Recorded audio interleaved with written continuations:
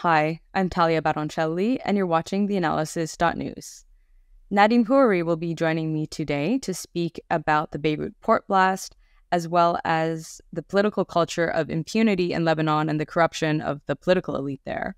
But before we get started, please don't hesitate to make a donation to the show by going to our website, theAnalysis.news, and hitting the donate button at the top right corner of the screen.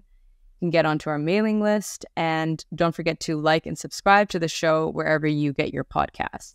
You can also head over to YouTube to the channel theAnalysis-news, like and subscribe, and hit the bell. That way you're notified every time there's a new episode. See you in a bit with Nadim Houry.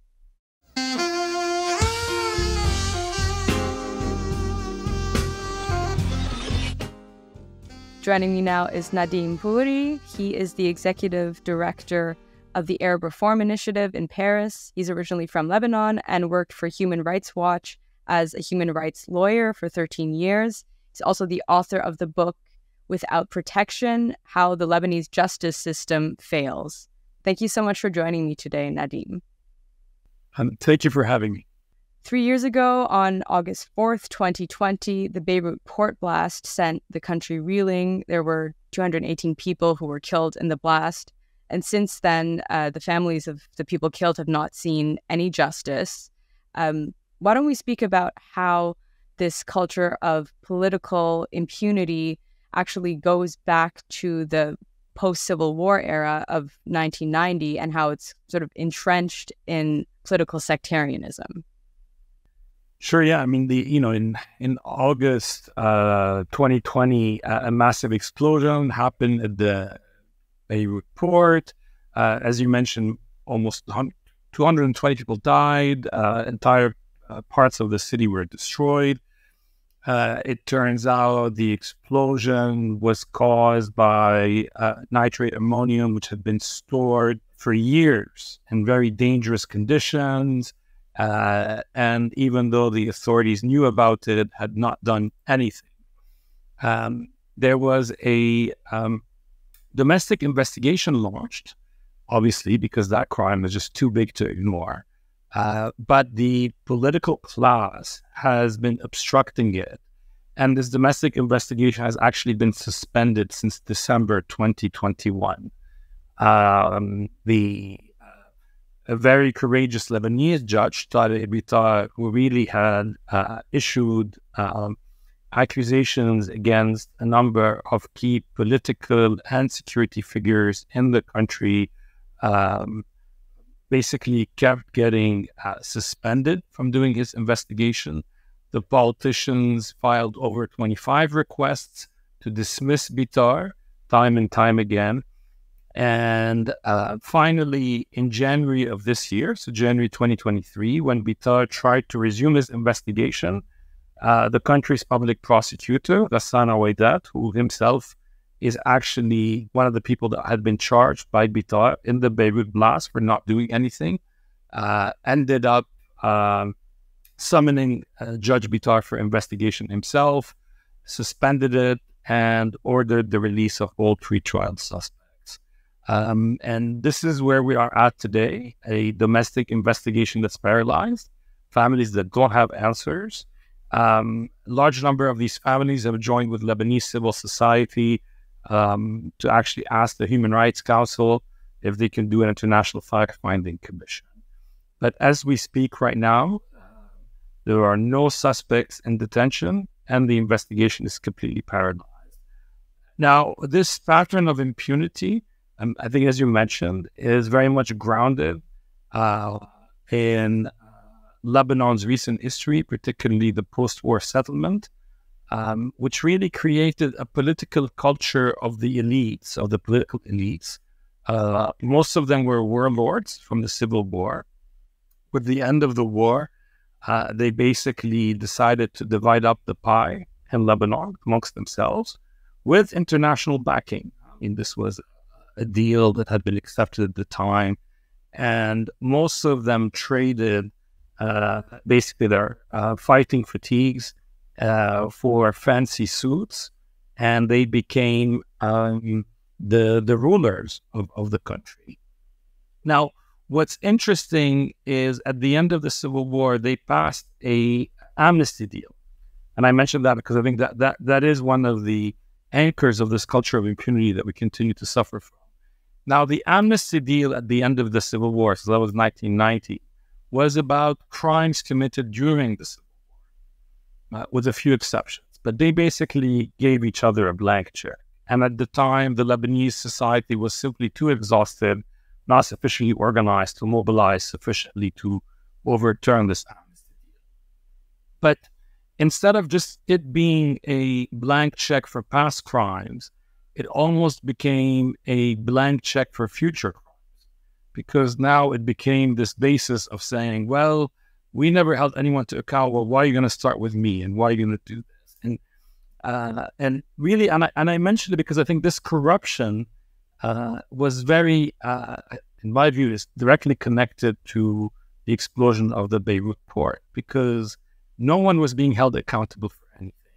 Everyone being hired by the state was not accountable to their immediate superior, but actually was accountable to what we call Za'im, basically these warlords, usually affiliated with various sectarian groups, which made sure people entered public service. They used the state was their cash cow to buy services, distribute them, and stay in power. So basically, the investigation around the port explosion, what it reveals is basically no one did anything.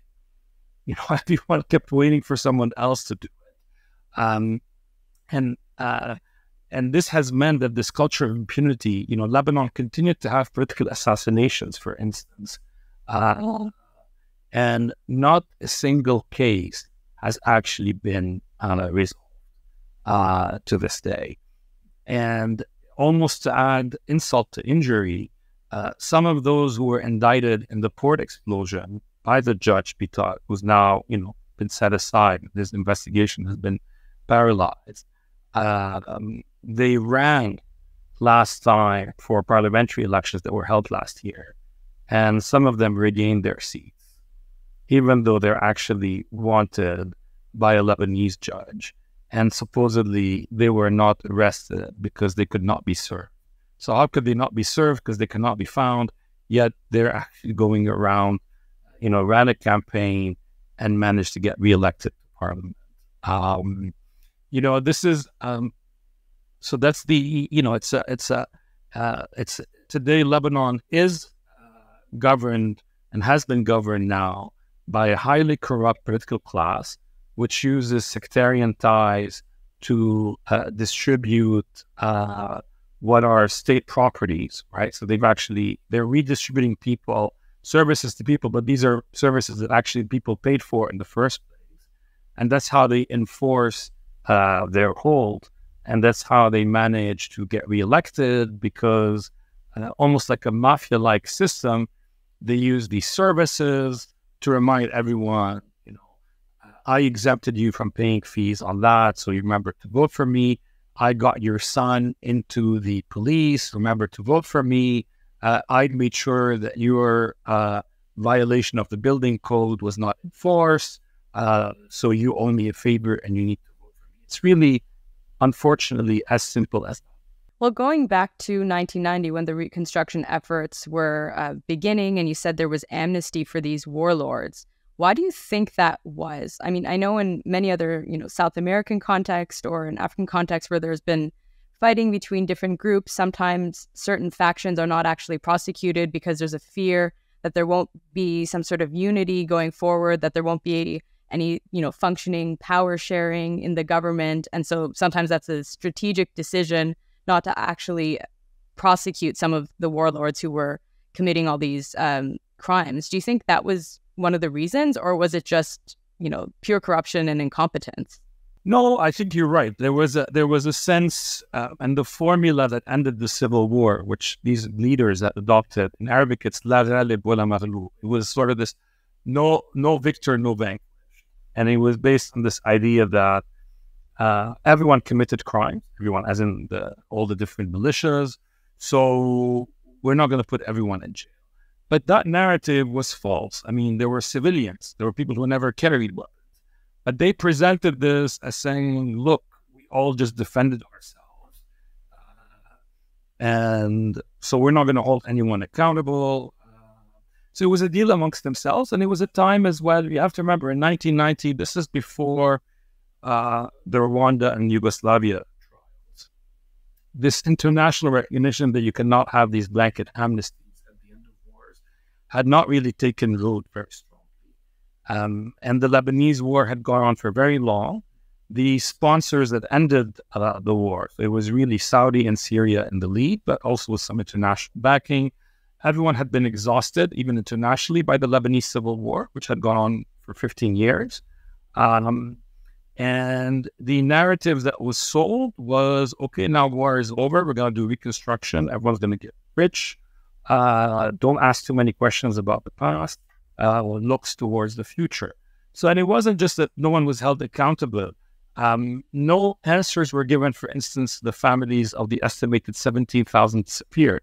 I mean, one could have imagined a system where at least they would have had to say what happened to these people, where they were buried, in return of form of amnesty. No, it was just a blanket amnesty, and nothing was done. And in the immediate post-war aftermath,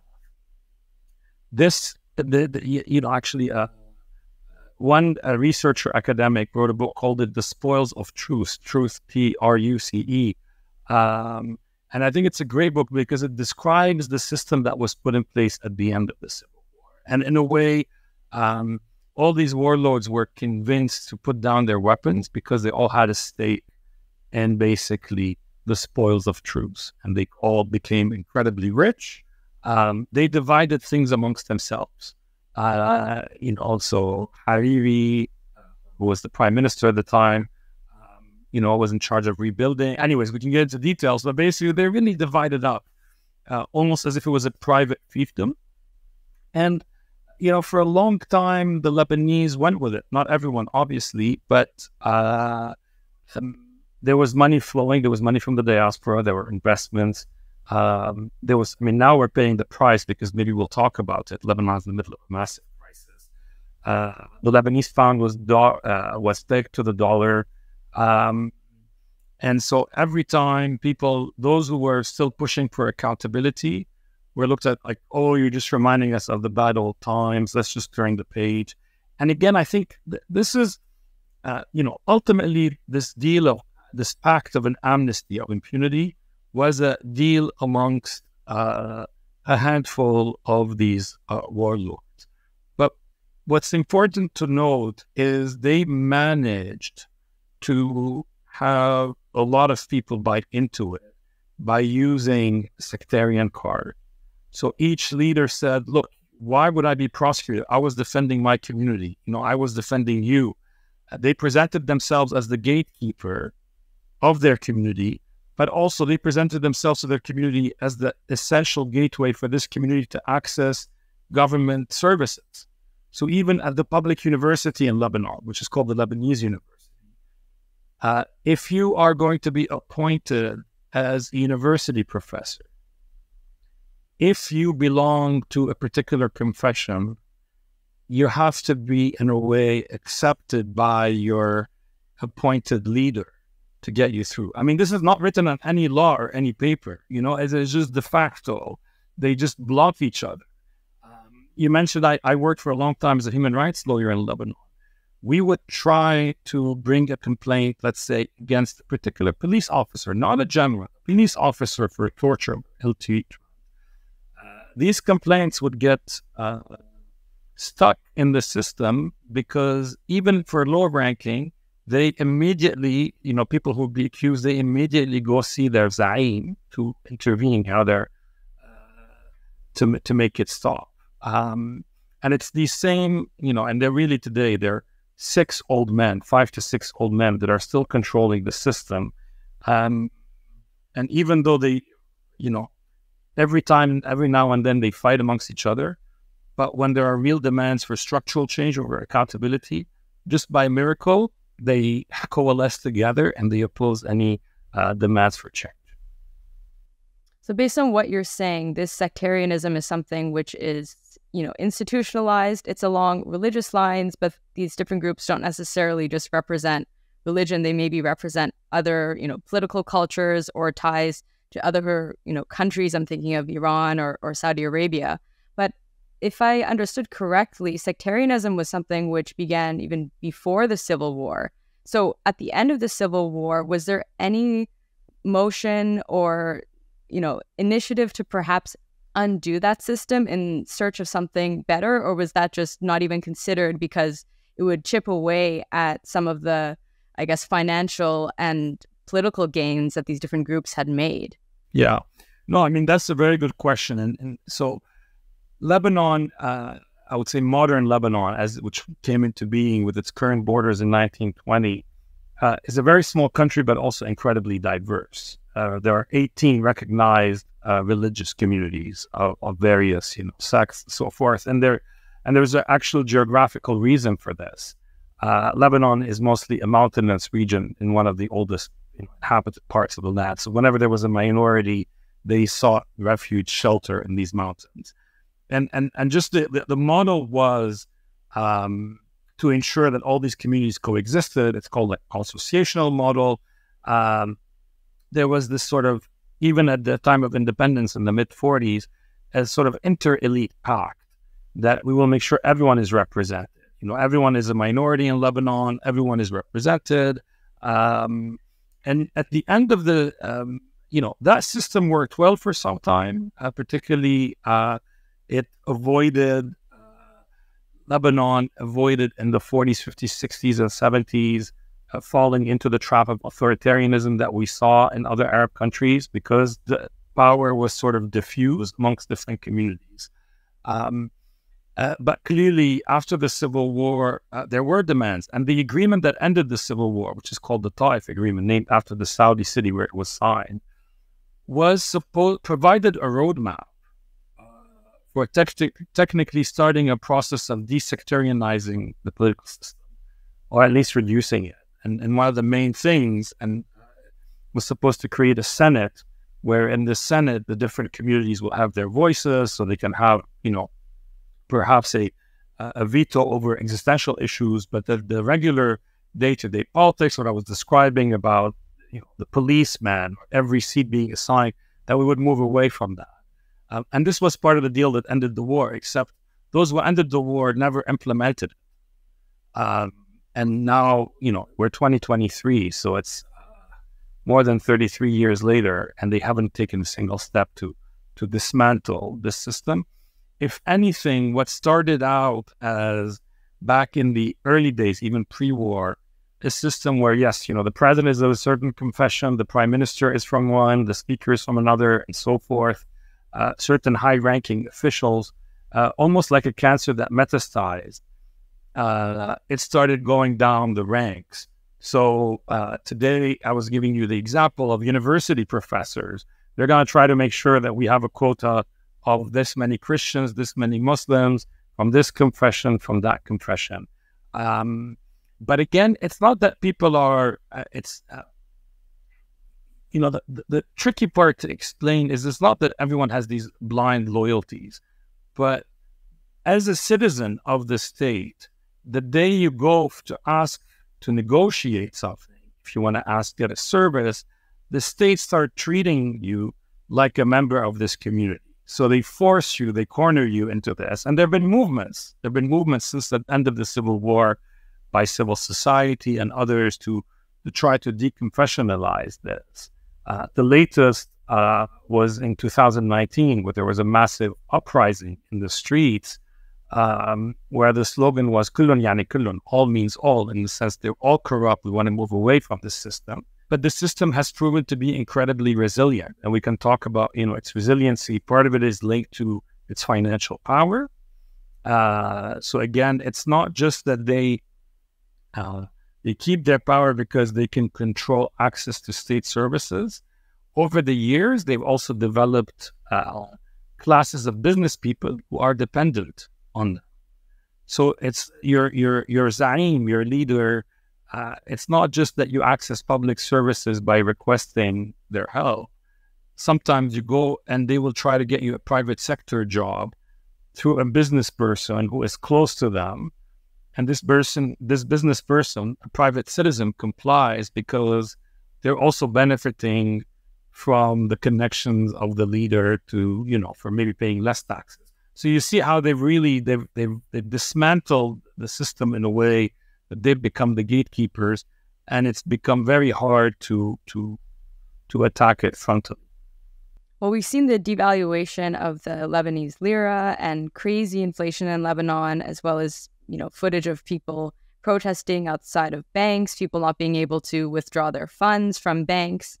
And I think, this political corruption that you're speaking of is clearly represented in the Lebanese central bank. So the head of the Lebanese central bank until, I guess it was July 31st of, this current summer, Riad Salameh, he was forced to step down because he's being, he's being charged with embezzlement of funds. There's also the OCCRP, who they did numerous reports on him being involved with offshore companies who, owned, I think, something like $100 million worth of assets around the world, and particularly in European real estate markets. So it seems like Mr. Salameh is really well connected with the international financial elite. So would you see his corruption as part of a larger transnational capitalist class?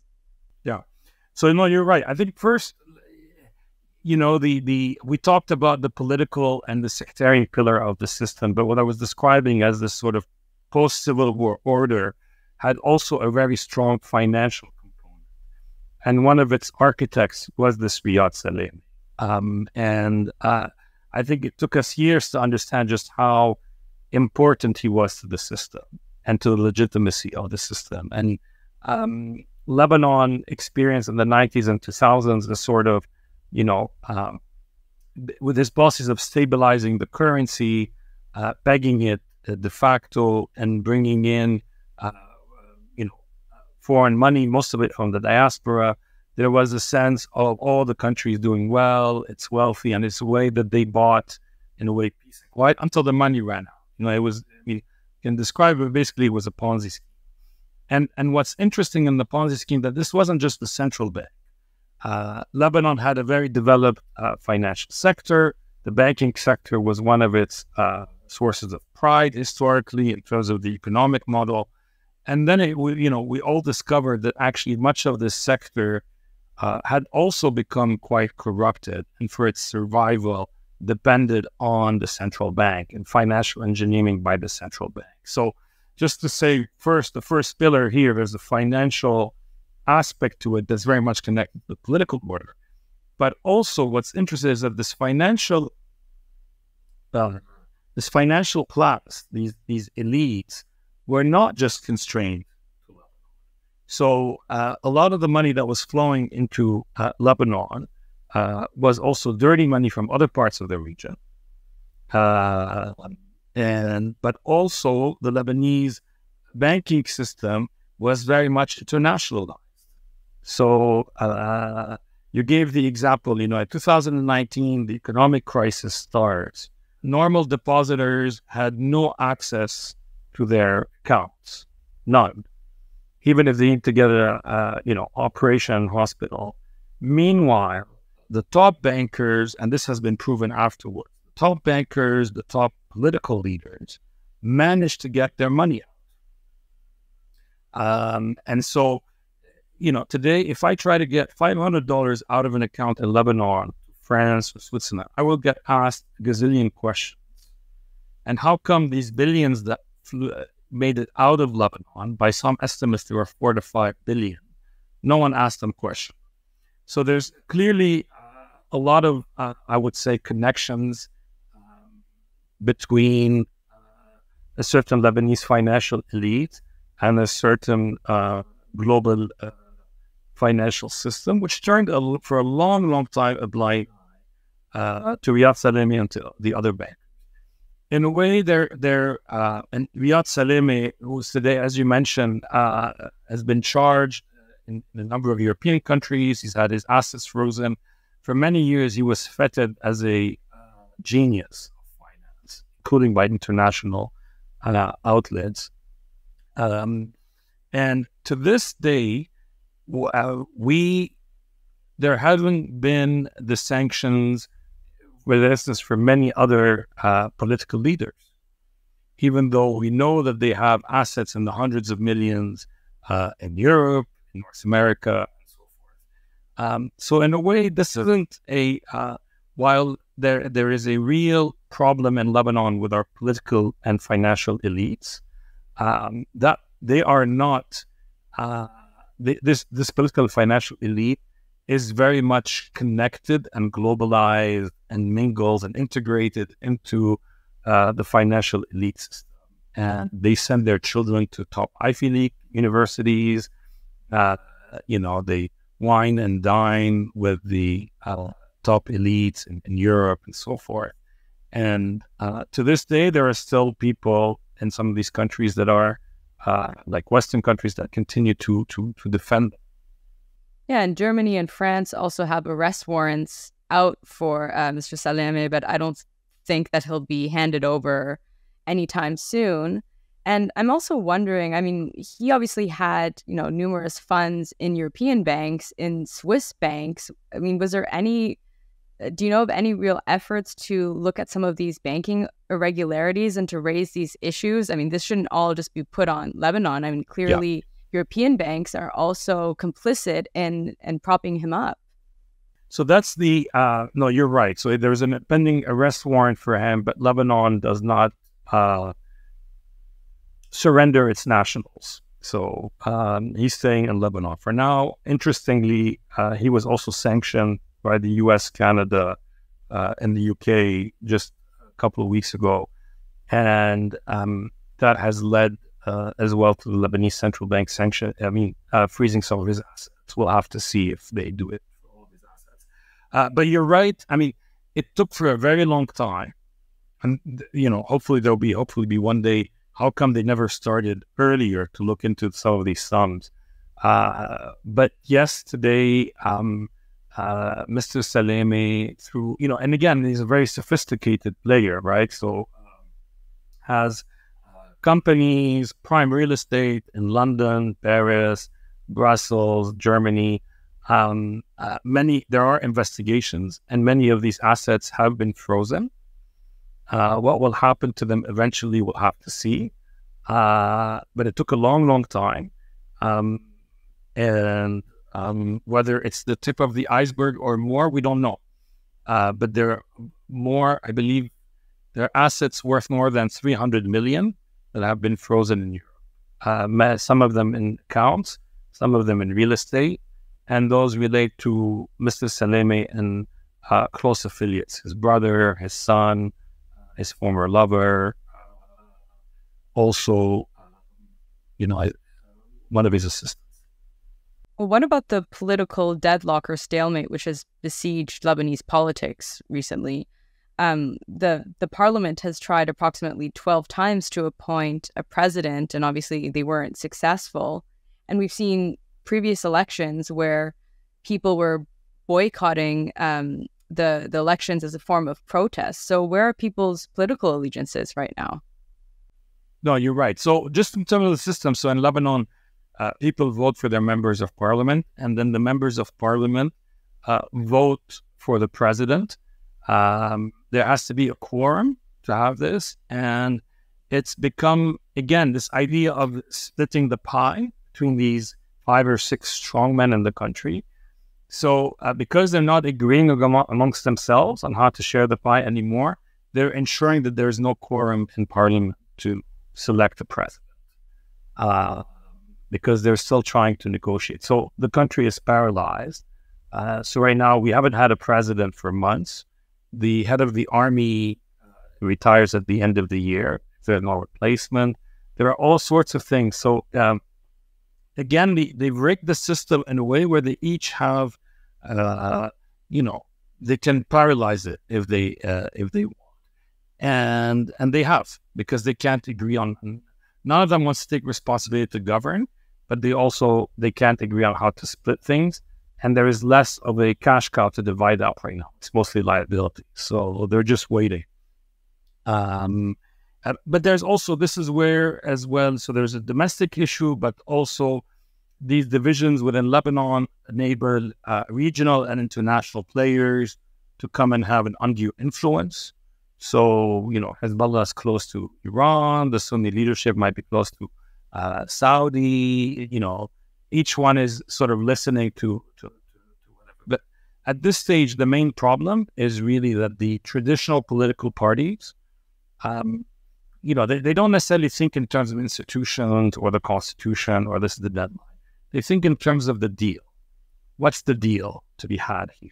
How do we protect our interests, their own personal interests? And as long as they haven't found the deal, they sort of paralyze the game. And this is where we are at today. It's almost, the scary part is Lebanon is going through what the World Bank has described as one of the worst economic and financial crises of the last 100 years worldwide. So you have a ship that's sinking, but the captains are busy infighting amongst themselves as opposed to focusing on the needed reforms. The population has not, a big part of the population voted with their feet in the sense that they leave the country. They're, this is how they send remittances back. There were parliamentary elections last year. We saw a number of independent members of parliament enter, but they were not clear majority. So again, I think the system, even if we had a majority of independent members of parliament, what I described as the system, a cancer that metastasized in all administrations. Every, employees have been appointed. There are still obviously some very honest, hardworking, safe employees, but, there in each administration, there's someone blocking things. And so they're paralyzing the system. Well, you mentioned Saudi Arabia, and I just wanted to mention, something that happened in 2017 that I was recently reminded of, and that was how the prime minister, I think it was Hariri, he went to Saudi Arabia and he was kind of held up there and he resigned and then he withdrew his resignation. So I think the politics that play out in Lebanon are often representative of a sort of larger ecosystem of Middle East politics in a way. Correct. No, correct. This was a very troubling, worrying, bizarre turn of events. Saad Habibi also has Saudi citizenship via his father, who was promoted. It was but you're very right. But the problem as well, so there's a dilemma here. Clearly, some of the paralysis in Lebanon is dependent on regional dynamics, and particularly now, historically with Israel occupying parts of the south for a very long time, but also in the last 15 years, this rivalry between Saudi and Iran, which reflects itself in paralysis. But at the same time, and I think as a Lebanese, it's not just regional powers' fault or international powers' fault. It really is, we have a political class that is unable, it's like a game of chicken and no one is blinking, and meanwhile the country is paying the price. And so for me, the main responsibility begins with the current political leadership that we have in the country, a political leadership that was inherited by and large from the Civil War, and that we as Lebanese have not managed to get rid of for various reasons. One of it is their control of so many services. Some of it have to do with the way the electoral laws are. We can go on and describe the reason, but the net result is we're there. But if you ask me, there is a system that came into being at the end of the Civil War, which wasn't, the sectarian system pre-existed the Civil War, but it was made worse by the Civil War. You add to it the form of hyper-capitalism, inequality, foreign intervention. And that system went on, and as I mentioned, it wasn't just political, it had a financial, economic component that generated a lot of inequality. If you ask me my own opinion, I think that system has basically, is impossible to resuscitate. It's still there, it still controls, but it's no longer able to reinvent itself. And we're in this sort of Gramscian midpoint, the old world is dying, but the new world for Lebanon is finding it hard to be born. And we're in this sort of interregnum where, all the bad things are happening. There's a lack of governance. This is a country where pretty much everyone relies on private electricity generation because the state only provides about 3 hours of electricity at best in the country, even though this is a country of 4 or 5 million. This is a country, as you mentioned, that is its currency is in free fall.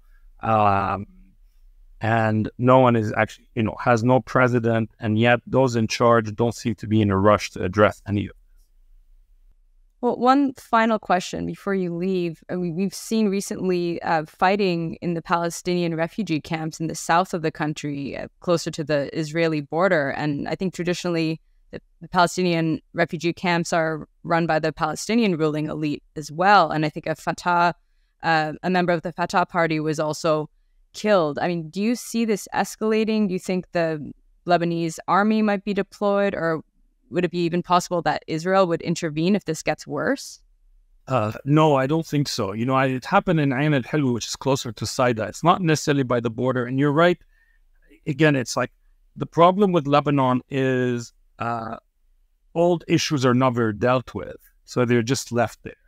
And the situation of the Palestinians is a very good example. So Lebanon still has a substantial number of Palestinians who were expelled from Israel. Many of those who are today in Lebanon were born in Lebanon, but the Lebanese state does not give them citizenship. So they live in refugee camp. One of the biggest ones is Ain al-Hilwa.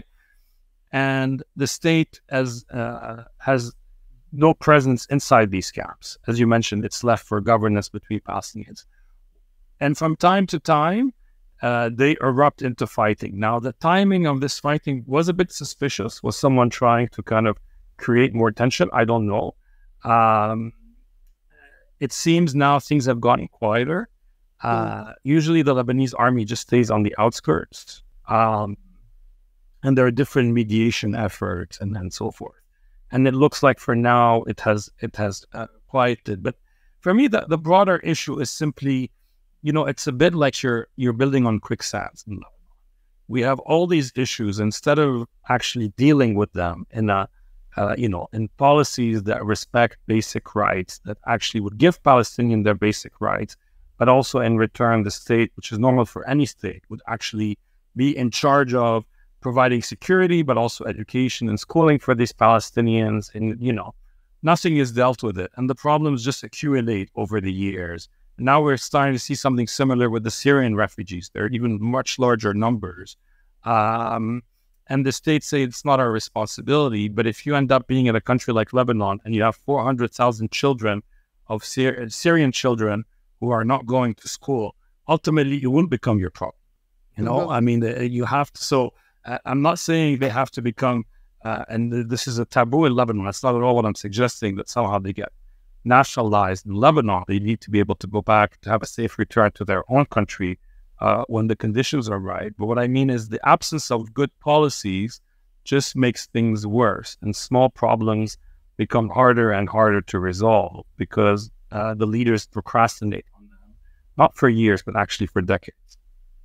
Well, I think if there are long-standing issues as well, then there have to be different understandings of responsibility. I mean, the state can't just say, these kids shouldn't be here, they should be sent back. I mean, these children will obviously have an effect on the socioeconomic conditions of the country, and people have a right to education, and especially children have a right to schooling. So it does become something that the state definitely needs to take care of. But Nadim Houry, thank you so much for joining me today to speak about this longstanding sociopolitical issues in Lebanon and sectarianism. And I hope to have you on again, maybe perhaps to discuss the Palestinian issue in Lebanon a bit more next time. Thank you for having me. And thank you for watching theAnalysis.news. If you're able to contribute and make a donation to the show, please go to our website, theAnalysis.news, and hit the donate button at the top right corner of the screen. You can also get onto our mailing list so that you're always updated next time an episode drops. See you next week.